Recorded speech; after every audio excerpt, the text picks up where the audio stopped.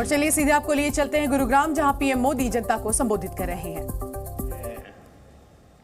एक जमाना था, दिल्ली से विज्ञान भवन से कार्यक्रम होता था, देश जुड़ता था।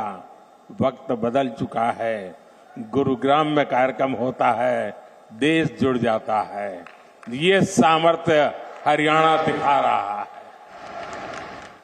देश ने आज आधुनिक कनेक्टिविटी की तरफ एक और बड़ा अहम कदम उठाया है। मुझे खुशी है कि आज मुझे द्वारका एक्सप्रेसवे को देश को समर्पित करने का अवसर मिला है। इस एक्सप्रेसवे पर 9,000 करोड़ रुपए से ज्यादा खर्च किए गए हैं। आज से दिल्ली हरियाणा के बीच यातायात का अनुभव हमेशा के लिए बदल जाएगा। ये आधुनिक एक्सप्रेसवे केवल गाड़ियों में ही नहीं, बल्कि दिल्ली एनसीआर के लोगों की जिंदगी में भी गियर शिफ्ट करने का काम करेगा। मैं दिल्ली, एनसीआर और हरियाणा की जनता को इस आधुनिक एक्सप्रेसवे के लिए अनेक अनेक शुभकामनाएं देता हूं।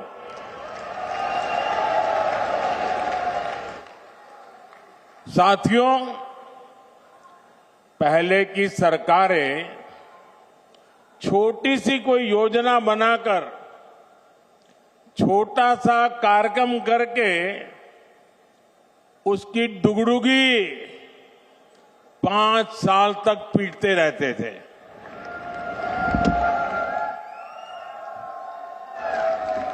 वहीं भाजपा सरकार जिस रफ्तार से काम कर रही है, उसमें शिलान्यास, लोकार्पण के लिए समय कम पड़ रहा है, दिन कम पड़ रहे हैं जी।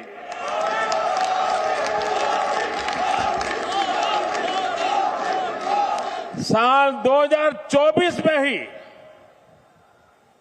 यहां के लोग तो ज्यादा समझदार है, आप सुनिए, 2024 में ही, यानी अभी 2024 का 3 महीना भी पूरा नहीं हुआ है, इतने कम समय में अब तक 10 लाख करोड़ रुपए की परियोजनाओं का या तो शिलान्यास किया है या तो लोकार्पण हो चुका है।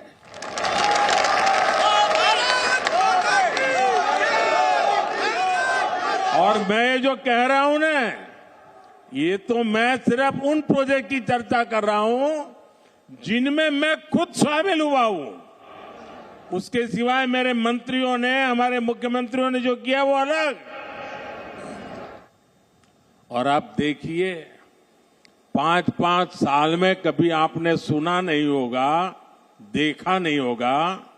2014 के पहले का जमाना जरा याद करिए।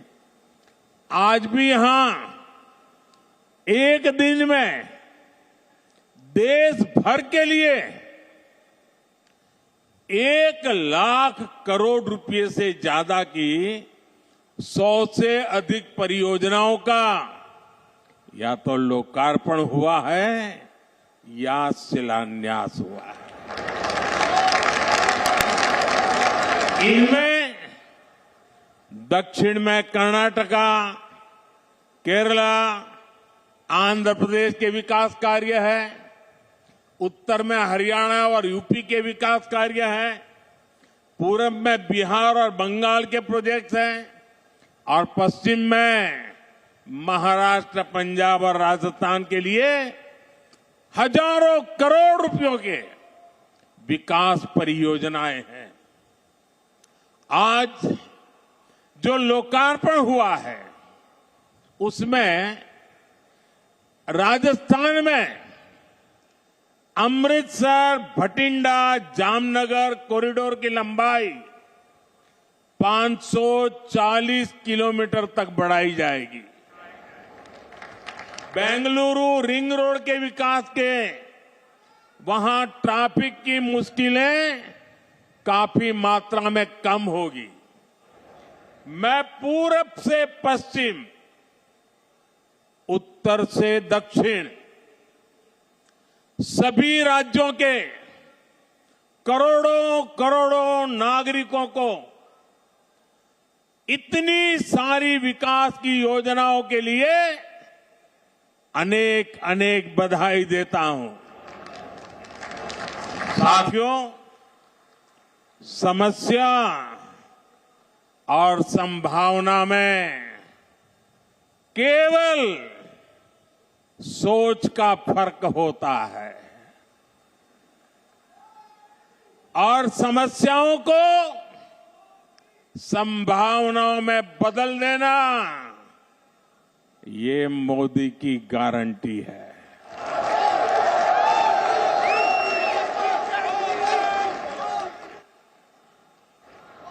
द्वारका एक्सप्रेसवे खुद इसका बहुत बड़ा उदाहरण है। आज यहां द्वारका एक्सप्रेसवे का निर्माण हुआ है।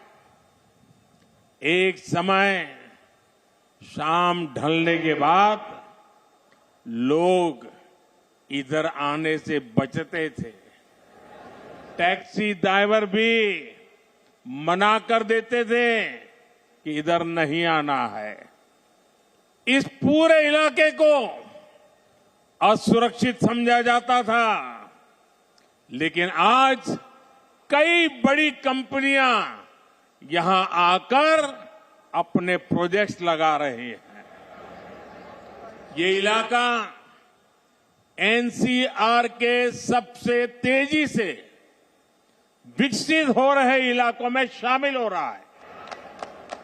ये एक्सप्रेसवे दिल्ली में इंदिरा गांधी अंतर्राष्ट्रीय हवाई अड्डे तक कनेक्टिविटी को बेहतर बनाएगा। इससे एनसीआर का इंटीग्रेशन बेहतर होगा। यहां इकोनॉमिक एक्टिविटीज को गति मिलेगी। और साथियों, द्वारका एक्सप्रेसवे जब दिल्ली मुंबई एक्सप्रेसवे से जुड़ेगा तो एक नए अध्याय की शुरुआत होगी। पूरे पश्चिमी भारत में ये कॉरिडोर इंडस्ट्री और एक्सपोर्ट को एक नई एनर्जी देने का काम करेगा। इस एक्सप्रेसवे के निर्माण में हरियाणा सरकार और विशेषकर मुख्यमंत्री मनोहर लाल जी को उनकी जो तत्परता रही है, मैं आज इसकी भी सराहना करूंगा। हरियाणा के विकास के लिए जिस तरह मनोहर लाल जी दिन रात काम करते रहे हैं, उसने राज्य में आधुनिक इंफ्रास्ट्रक्चर का एक बड़ा नेटवर्क तैयार कर दिया है। और मनोहर लाल जी और मैं बहुत पुराने साथी हैं।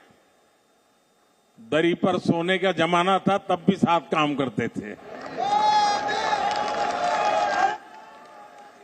और मनोहर लाल जी के पास एक मोटरसाइकिल रहती थी, तो वो मोटरसाइकिल चलाते थे, मैं पीछे बैठता था, रोहतक से निकलता था और गुरुग्राम आकर के रुकता था। ये हमारा लगातार हरियाणा का भ्रमण मोटरसाइकिल पे हुआ करता था। और मुझे याद है उस समय गुरुग्राम में मोटरसाइकिल पर आते थे, रास्ते छोटे थे, इतनी दिक्कत होती थी। आज मुझे खुशी हो रही है कि हम भी साथ हैं और आपका भविष्य भी साथ है।